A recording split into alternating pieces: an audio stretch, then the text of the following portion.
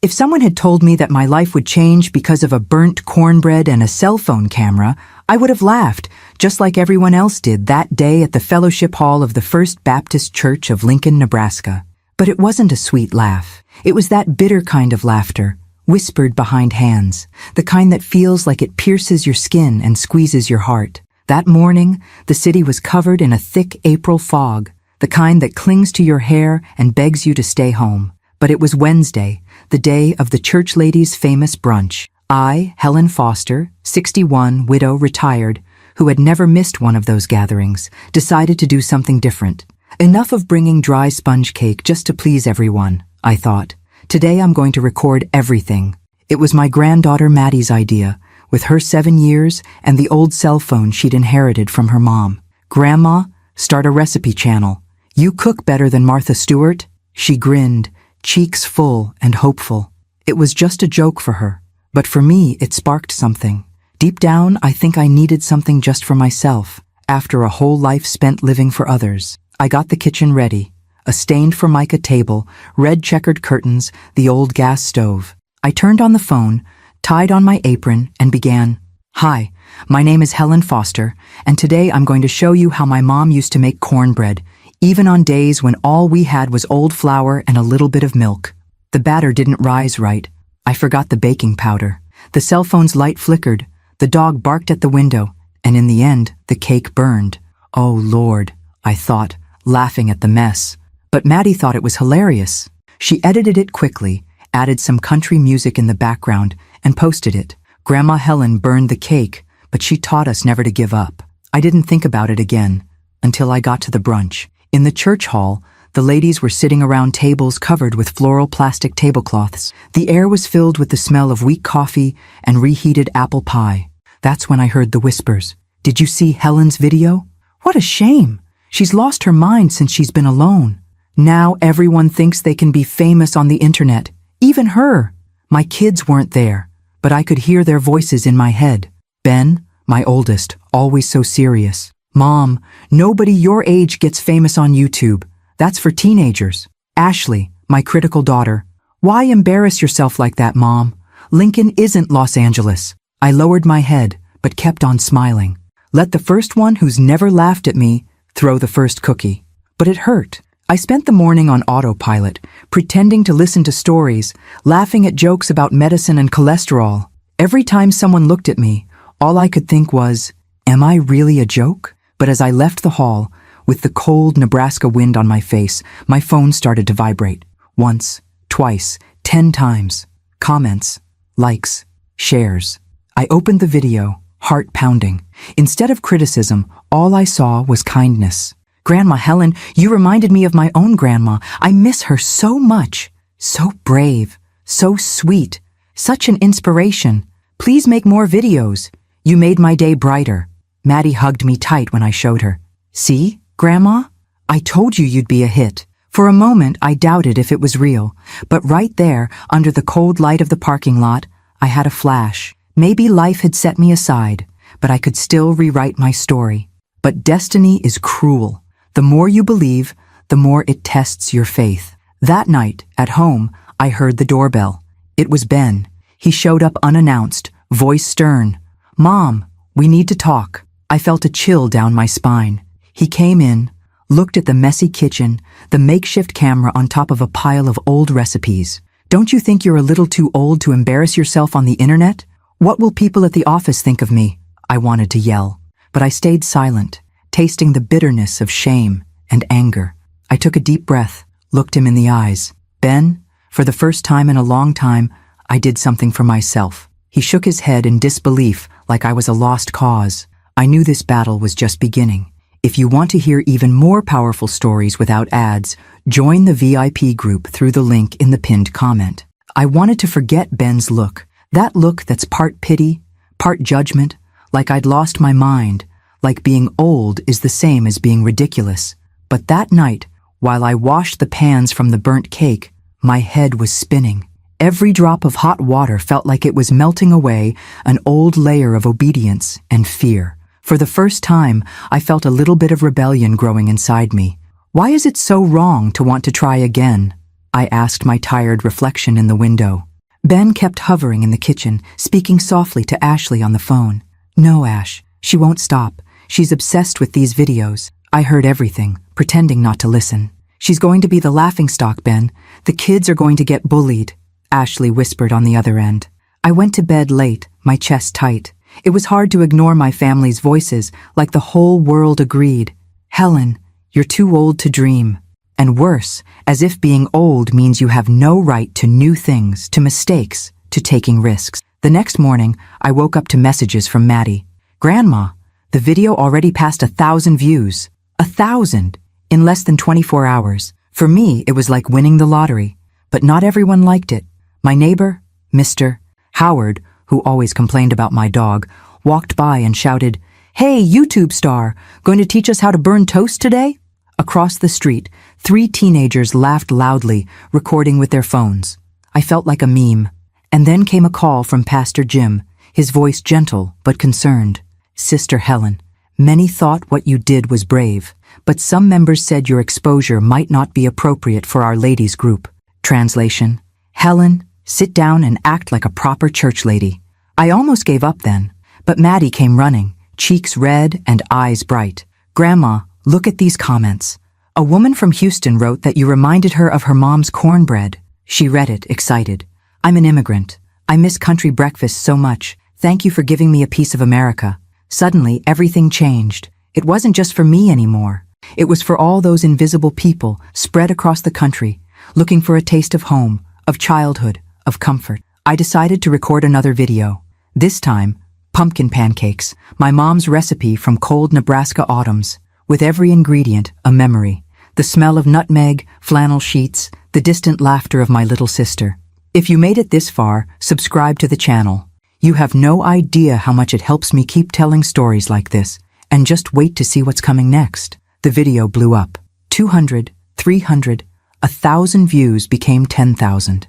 But then Ashley, my daughter, came to visit. She came in without knocking, eyes red with anger and worry.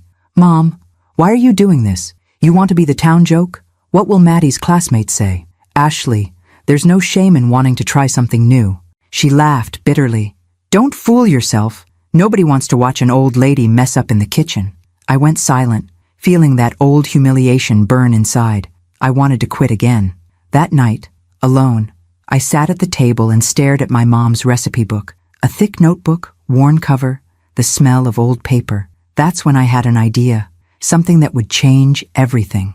Between the recipes were unsent letters, little family secrets, photos from times nobody else remembered, and more. A letter addressed to my grandmother, with secrets about our history, immigration, overcoming hardship. There was my new hook. In the next video, I promised, in the next episode, I'll share my family's secret, something I've never told even my kids. The comments exploded with curiosity and anticipation. And you?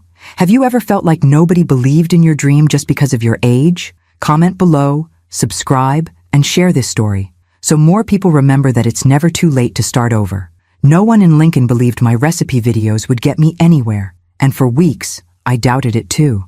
I became a joke, not just among my Facebook friends, but even in the grocery store line.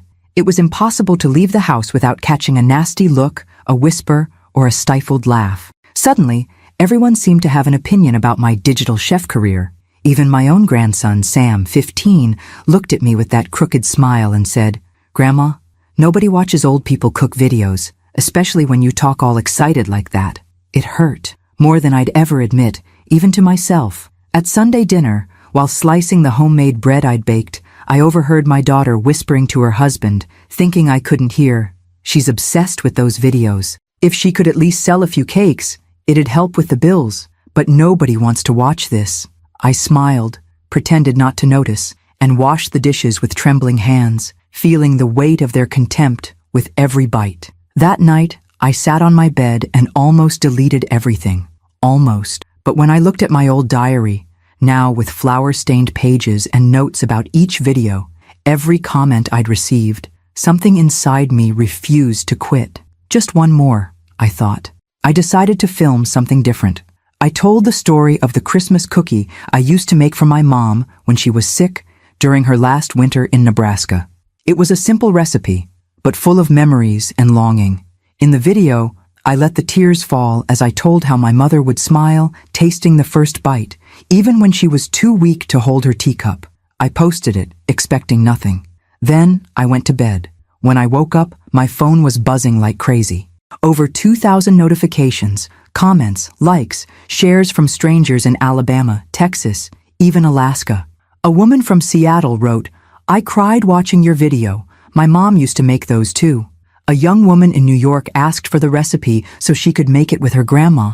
It felt like, for the first time, my voice was reaching beyond the white picket fences and closed windows of this town, touching distant hearts. But the more my channel grew, the nastier the talk in Lincoln got. At the book club, one of the ladies stared right at me and said, in front of everyone, "So, are you going to be an influencer now, Helen? Going to be on TV next?" Before I could answer, another chimed in, "You'll just end up as some internet meme." Anger burned in my chest, but I smiled, because for the first time, it wasn't just me against Lincoln. It was me and thousands of people across the country, tasting my recipes and my memories. Every comment was a virtual hug, every share a "keep going, you're not alone." But what I didn't know was that this sudden fame would affect people in ways I could never imagine. Because that very day, a strange email arrived. It was from someone named Amy, saying she was a representative for a big food brand. She wanted to talk, to schedule a meeting.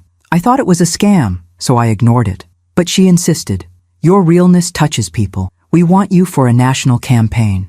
I showed my daughter, who burst out laughing, "Mom, for God's sake, it must be spam. You're going to get scammed." I was unsure, but I decided to reply. After all, what did I have to lose? I scheduled a video call for the next morning.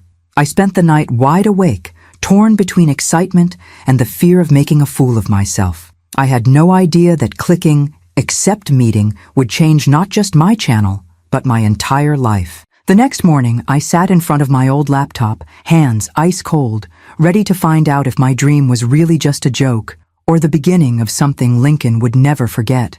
I woke up before sunrise, stomach in knots. The fear of being made a fool froze my fingers on the keyboard. I sat at the kitchen table, where I'd cried in secret so many times, and waited for Amy's call. 5 minutes to go when my daughter knocked, still half asleep. "You're really going through with it?" she asked, full of doubt. "Mom, please, if it's a scam, it could mess up your bank. Wasn't Reader's Digest enough?" "I know what I'm doing," I lied, barely above a whisper. "And if it goes wrong, at least I tried." She walked off, grumbling. I took a deep breath, straightened my floral blouse, opened my diary beside me. That flower-stained notebook now felt like a shield. When the call finally rang, I saw a well-dressed woman with kind eyes in a modern office with the green and gold Foods logo behind her.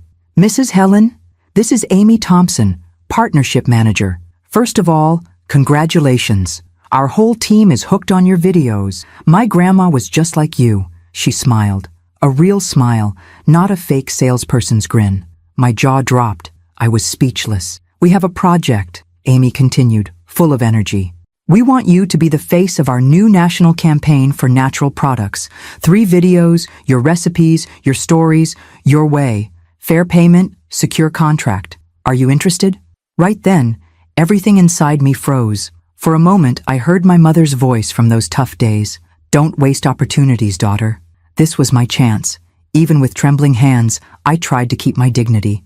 "Send me the details, Amy. If it's serious, we'll talk." The call lasted 10 minutes, but it felt like a whirlwind. She explained the plan. Filming at home, my kitchen as the set, real stories, authenticity above all. At the end, Amy said, "You know which video went viral in our office? The Christmas cookie one." I cried at that story. That's the heart we want to show America. After I hung up, my legs gave out. I laughed and cried, all at once. I could hardly breathe. I looked at my diary and thought, now they'll see. I ran to tell my daughter. I hoped for a smile, a hug. She looked at me like I'd lost my mind. "You're going to sign a contract with internet people? Mom, this seems dangerous." "Sweetheart, I'm going to try. And if it goes wrong, so be it. At least I'll die trying." She left, leaving me alone in the hallway. It was always the same. Me taking a chance, her doubting. That day, I decided I wouldn't let anyone push me to the back of the room anymore. The contract arrived the next day. I called a bank lawyer, asked him to check everything. All clear, all legit. I'd get a $5,000 advance for each video, more than I made in 3 months, but it was about more than money. It was respect. Suddenly, the whole world was paying attention to an old lady from Lincoln who just wanted to share a little joy. The next week, the news spread like wildfire. In the supermarket line, I heard whispers. There she is, the internet lady. She's going to be on TV now. My book club friends surrounded me, curious. Helen, is it true? Are you going to be a real star? I smiled and replied, God willing, yes, and I'm taking all of you with me. But it wasn't just the success that grew. So did the resentment and jealousy. I got anonymous calls, Facebook messages saying I was embarrassing the family. My older sister Vivian sent a harsh email. What happened to our dignity, Helen? Do you really need to expose yourself like this? Aren't you ashamed? I wanted to disappear. But all I had to do was read the comments from strangers all over America. You helped me through grief. I made your pie with my daughter after years of not speaking. You remind me of my grandma, to feel strong again. It was an emotional roller coaster. One day euphoric, the next wanting to hide from the world. But I never thought of giving up, because for the first time, my voice was being heard. My recipes, my secrets, my life. And deep down, a secret in my diary, a story so powerful that if told, could change everything all over again. Now tell me, have you ever felt like throwing everything away just to prove people wrong? Leave a comment, like this video, and share it so we can show the world that nobody has the right to silence us. Only those who make it to the end will truly understand the value of the secret hidden in my diary. And believe me, the biggest twists are still to come. You know that feeling of waiting for a storm even when the sky is blue? That's how I felt on the day of the first shoot. The green and gold team arrived early. 2 cameras, microphones, young, excited people. But it felt like they were stepping into a zoo to film some exotic animal. The producer, Melissa, smiled as she explained, "We want you to be yourself, Mrs. Helen. Messy kitchen, real recipes, open heart, no script." I tried to relax. I made my apple pie, the one with the recipe scribbled in my diary, full of butter stains and notes written in pencil by my mother. Don't forget the cinnamon. Put love into every slice. As I mixed the ingredients, I remembered winter afternoons with my sisters, the smell of the kitchen, old music on the radio. I could feel everything, the heat of the oven, the scent of the dough, the cold tile beneath my feet. My granddaughter Lily peeked in with her phone in hand. "Grandma, can I film a little for TikTok? My friends at school think you're awesome." I barely had time to answer. My daughter came in next, face set and hard. "Don't do it, Lily. Your grandma's already exposing herself enough. Enough of this nonsense." The crew pretended not to hear, but I noticed the exchanged glances. The air felt heavy, as if the entire family past was being judged right there among pots and cameras. The director asked for a statement. "Mrs. Helen, tell us, how do you feel when you cook?" I thought about running away, but I faced the lens. I feel nostalgia. I feel hope. I feel like I want to prove to everyone that nobody is ever too old to start again. My heart almost burst. From the hallway, I heard my daughter whispering to her husband, "She's going to embarrass herself nationally. It's only a matter of time. The contract says if she says anything dumb, it's on her," he replied, flat. I wanted to cry, but I remembered Amy's face on the video call. I remembered all the comments from women everywhere saying, "You inspired me to try again." The shoot lasted for hours. Between takes, I heard more whispers, people doubting, people waiting for me to fail. Lily came over and hugged me. "Grandma, if it goes wrong, we'll laugh about it together. But if it goes right, you'll be the queen of the internet." I laughed, even with my throat tight. Deep down, that's what I needed. A little faith, a little craziness. The next day, the producer sent over a preview. I was tense as I opened it, sweaty hands, tears in my eyes even before hitting play. The video was simple, but it had soul.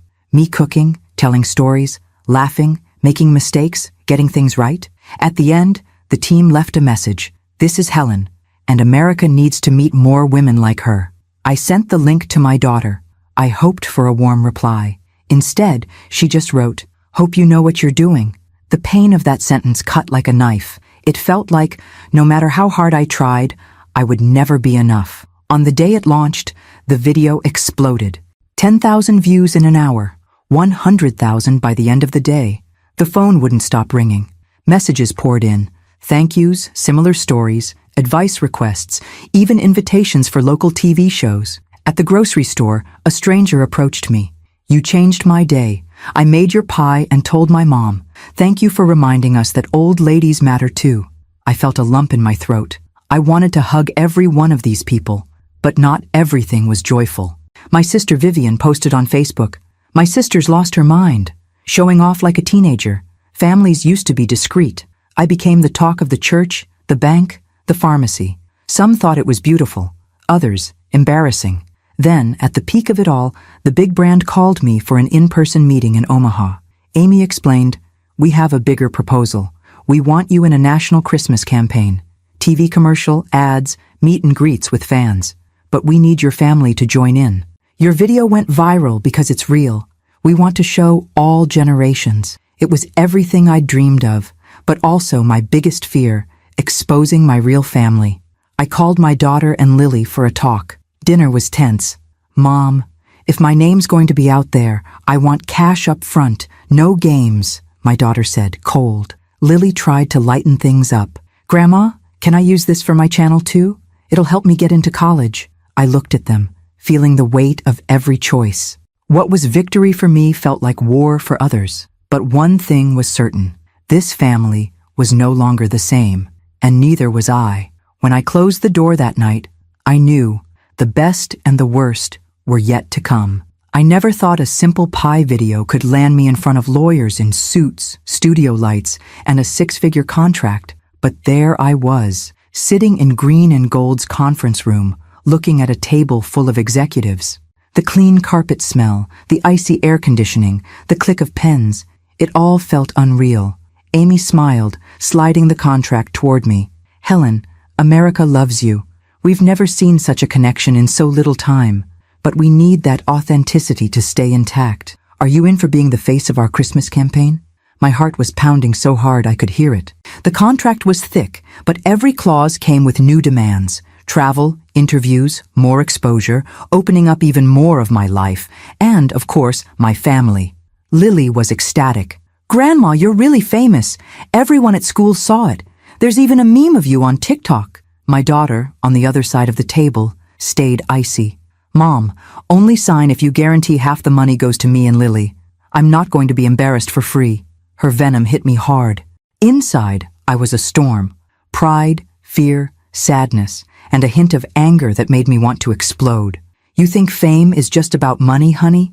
You think everything I've lived, suffered, and built can fit in a bank account? She laughed, bitter. Don't start with the speeches, Mom. I just want what's fair. Before I could answer, Amy stepped in. Helen, the public loves your story, but if this family tension goes public, the magic's gone. Can you at least act like a united family in front of the cameras? My daughter hesitated. For a moment, I saw the little girl who used to crawl into my lap during storms, before she turned into this bitter woman. I wanted to scream, but I swallowed it. I'm in, I said at last, but I won't fake it. If you want honesty, you'll get honesty. The team applauded, laughed, toasted, but something in me broke for good. On the way home, Lily was buzzing. Grandma, can we have a segment just for us? Like grandma and granddaughter recipes? We can, sweetheart. But do you think the family can handle that much truth? I barely got home when the phone rang. It was Vivian, my sister. So you're a star now? Brace yourself. Jealousy's strong here in Lincoln. I saw your video. The church folks can't stop talking. Her tone was sharp, but I sensed envy, maybe even fear at seeing someone our age breaking out of the silence and resignation. That night, I went to bed early, but my dreams were heavy. I relived my daughter's childhood, the times I was tough, when I held back affection because I was just trying to pay the bills, keep the house, not lose my mind after George left. Did I plant the seeds of this resentment, this emptiness? Or is it that, no matter how much love we give, some kids only see what's missing? The next day, flowers arrived from Amy, with a note. Get ready for the live Christmas broadcast. You and your family in the spotlight. We want emotion, confession, truth. My daughter was furious. They just want ratings. They're going to squeeze you until there's nothing left. Maybe, But this time, I'm in control, I replied. For the first time, I was writing my own script. I spent the week filming videos. Every time I turned on the camera, I thought of the women who wrote saying, "You reminded me of my mom, my grandma." I felt proud, but also the weight of representing so many people. Lily helped me set up the kitchen. "Grandma, talk about that Christmas you burned the turkey and we ended up having pizza. That would go viral." Meanwhile, my daughter spent her days locked in her room, reviewing contracts, complaining about the attention, the family, the world. The night before the live show, I sat at the table with both of them. "Tomorrow they'll film us all day. I don't want fights or masks. If you want to talk, talk. If you want to cry, cry. But please, don't embarrass me," I asked, almost pleading. My daughter looked at me with contempt. "You know why they call you the old lady who pays for everything? Because you always paid to be loved, to have a family." The pain of those words took my breath away. I wanted to answer, but my throat closed up. Lily jumped in. "Mom, stop. Grandma is the only person who never left me. You should be grateful." The room exploded, yelling, tears, slamming doors. When I was finally alone, I opened my diary. In it, I reread the letter I'd never given my daughter. "I wish I could ask your forgiveness for every time I let you down, but I want you to know how much I loved you, even on the worst days." The cameras would arrive tomorrow, but the real show was already happening, and there was no contract that could control it. And in the silence of the night, I understood. Fame is just a spotlight. The rest is shadow. Christmas special morning dawned gray and cold in Lincoln. The smell of strong coffee filled the kitchen as I paced back and forth, trying to hide my nerves. TV crews filled the living room, setting up lights, microphones, decorating with red bows and pine branches. It wasn't my house anymore. It was a reality show set. Lily came in wearing a huge hoodie, yawning. "Grandma, are you ready? They want to film us hugging after you finish the pie." My daughter was in her room, taking longer than usual to get ready. The tension between us could be cut with a knife. Producer Amy repeated, always smiling, "Helen, we just need everything to feel real. Do your best. The audience wants true emotion." I knew that wouldn't be hard. It was impossible to be anything else. When the cameras started rolling, I tried to smile, but my eyes burned. I made the apple pie, mixing the ingredients with trembling hands. With each move, memories came flooding back. The Christmas when my husband left, the first holiday dinner with just my daughter, the sadness I masked with laughter and recipes. Suddenly, Lily broke the silence, looking at the camera. "You know, Grandma, I wish everyone knew how hard you fought so we wouldn't go hungry. Some recipes are worth more than money." My daughter, impassive, watched from a distance. The producer nudged her. "And for you, what does it mean to see your mom become famous?" Her look was a storm. For me, I guess it's about time she felt important, since she spent her whole life being ignored. The silence was brutal. The crew noticed. The viewers would too. There was no way to fake harmony. A tear rolled down my face, not from pride, but from an old grief. Grief for the family I'd dreamed of, but never managed to have. At the height of filming, Amy whispered in my ear, "Now, tell a secret, something you've never told anyone." I froze. I looked at my daughter, my granddaughter. I knew what I needed to say, but didn't know if I had the strength. "There's a Christmas nobody here remembers, because it's when I sold my wedding ring to buy food. That winter, I promised myself that one day, no one would ever laugh at me again. No one would call me a useless old woman. And today, looking at you, I think I finally kept that promise." My daughter turned pale. Her eyes sparkled with something strange. Shame, maybe, or a spark of admiration she couldn't hide. Filming ended with applause and tears. Amy nearly squeezed me to death in a hug. "You're pure gold, Helen. That truth, that sharpness, it'll touch millions." As I left the set, my daughter grabbed my arm. "Why did you never tell me? About the ring? About everything?" "Because I wanted to protect you from the weight I carried. But honey, sometimes it's the weight that helps us grow." We stood in silence. Outside, snow was beginning to fall. Lily, eyes red, grabbed my hand. "Grandma, promise you'll never keep secrets like that again?" "I promise, sweetheart. Only if you promise you'll always believe in me, even when the world laughs." Deep down, I knew not all secrets had been revealed. There was still the letter from my past, the one I kept at the back of the diary, with the real reason behind so much sacrifice, and I closed my eyes knowing, after this Christmas, nothing would ever be the same. But the biggest twist was still to come. The response to the Christmas special went far beyond what I ever imagined. The next day, my phone exploded with messages, my inbox filled with invitations, praise, and interview requests. The video where I talked about the Christmas without my wedding ring had hit 1 million views, going viral among Facebook ladies groups, but also among young people on TikTok. But inside my house, the emotions were different. My daughter wouldn't look me in the eye. She spent hours on the phone with lawyers, worried about the new sponsorship contract. The silence was heavy and sharp. I knew she blamed me for stealing the spotlight, for being bigger than her daughter's party, the wedding, the whole family. It wasn't fame she wanted, it was control. Late in the afternoon, she knocked on my door. "Mom, we need to talk." Her tone was blunt, no sugarcoating. I sat in the living room chair, hands clasped, breathing in the smell of cookies Lily was baking for her channel. "Go ahead," I said. She hesitated, then fired. "Why didn't you tell me the brand wanted to renew the contract directly with you? I thought we were going to split everything. It's not fair." "Honey, I tried to include you. You're the one who pushed me out of the meetings, remember?" I took a deep breath, keeping my voice steady. "And this isn't about money. It's about respect. For the first time, people want to hear my voice, not just use me as a backdrop." She huffed, crossing her arms. "I did everything for this family. I even quit my job to help you with the channel. Now everyone only talks about you. I was never the star." Silence, the kind of silence that screams. "You wanted to be the star of your own life, honey, but stepping on me won't make you shine brighter." She cried, not a pretty, emotional cry, but out of anger and frustration. "You know what hurts? Hearing from everyone that I was unfair, that I'm the ungrateful daughter. No one is just a victim or a villain, sweetheart. But it took the whole world watching for you to realize that hurting your mother comes with a price." In the kitchen, Lily was listening. After a while, she came in, phone in hand. "Grandma, look at this. Your video is in the top 5 most viewed on YouTube in the US. I smiled, even with an ache in my chest. "That's nice, sweetheart. But internet success can't buy back a hug." That night, I went to bed with a heavy heart. My agent called late, excited.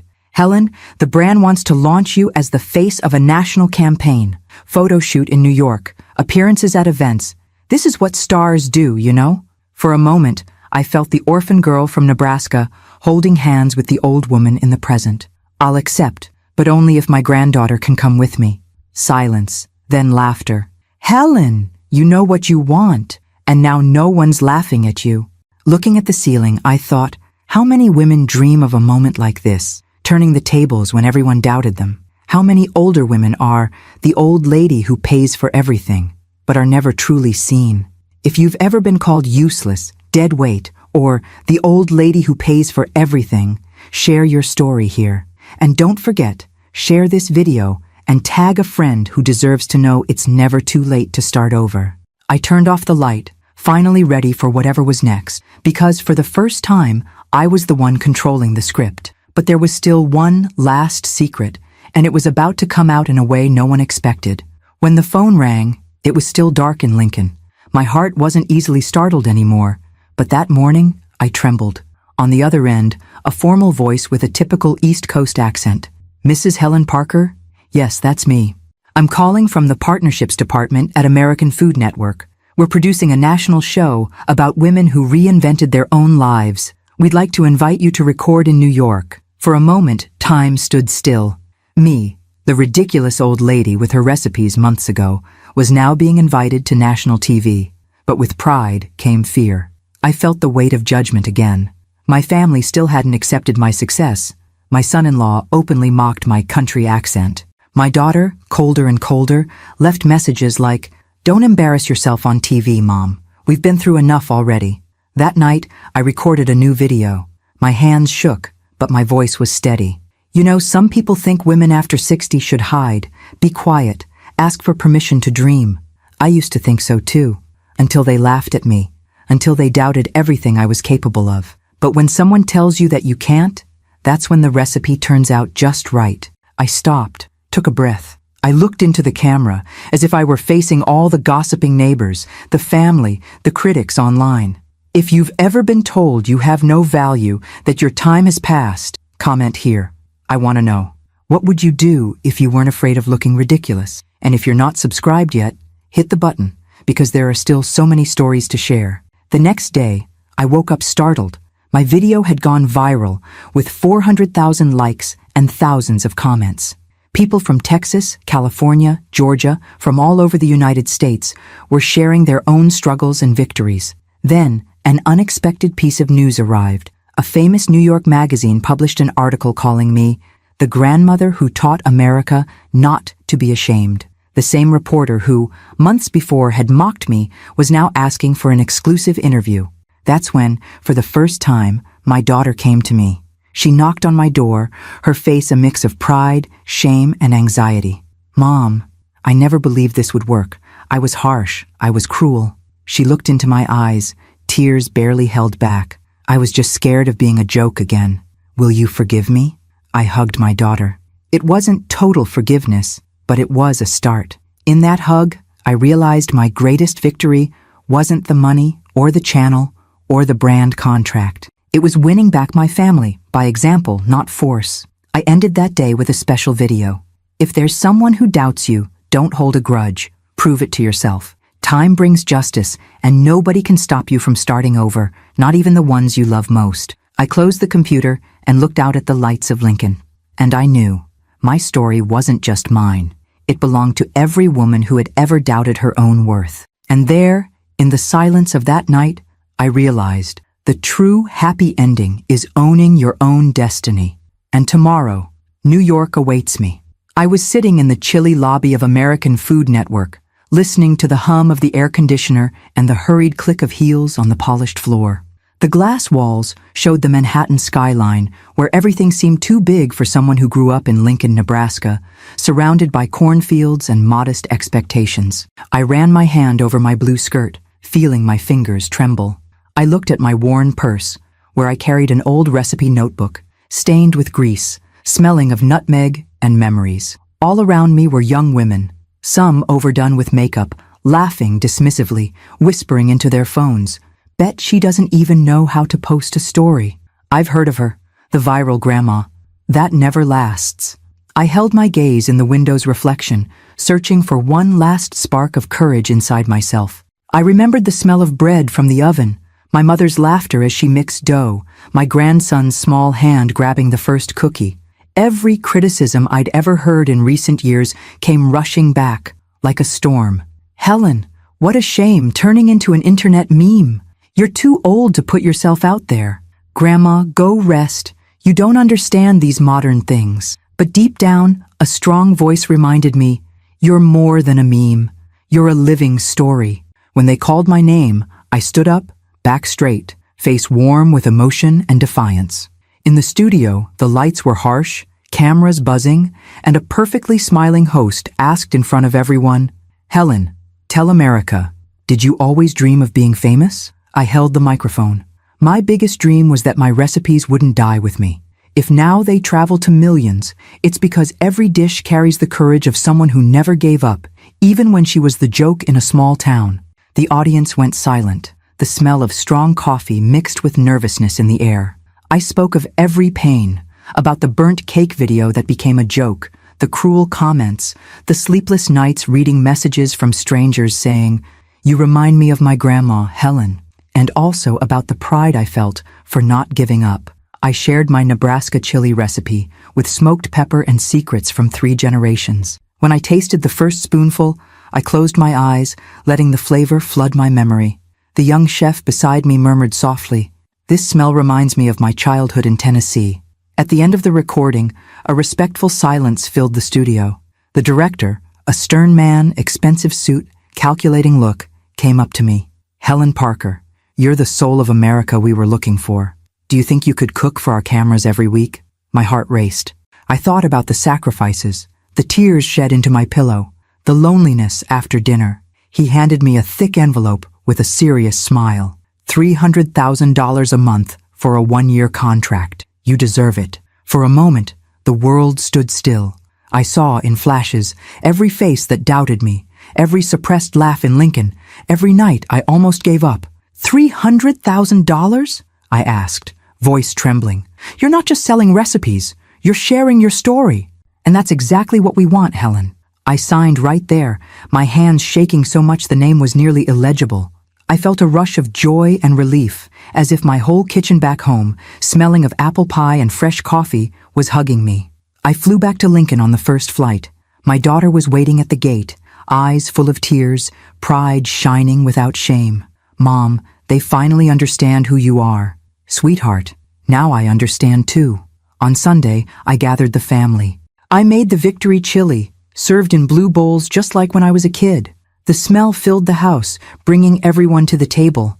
My 8-year-old grandson, already watching the video on his tablet, asked, "Grandma, when are you going to be on TV?" I looked around. I saw my daughter, my son-in-law, neighbors, old friends, all of them there cheering. Soon, sweetheart. And when they ask who the recipe grandma is, you can say with pride, she never gave up, and now she's worth $300,000. If you made it this far, you know that victory never comes easy. But every stumble, every scornful laugh, every lonely night is worth it when you discover who you really are. Don't give up on yourself. Comment where you're listening from, share this with someone who needs hope, and subscribe to the channel so you never miss another comeback like this. And if you want even more powerful stories with no ads, the VIP group link is in the pinned comment. The smell of chili and victory filled the house. And finally, I understood. I was much more than just a viral grandma. I was Helen Parker. And now, nobody could silence me.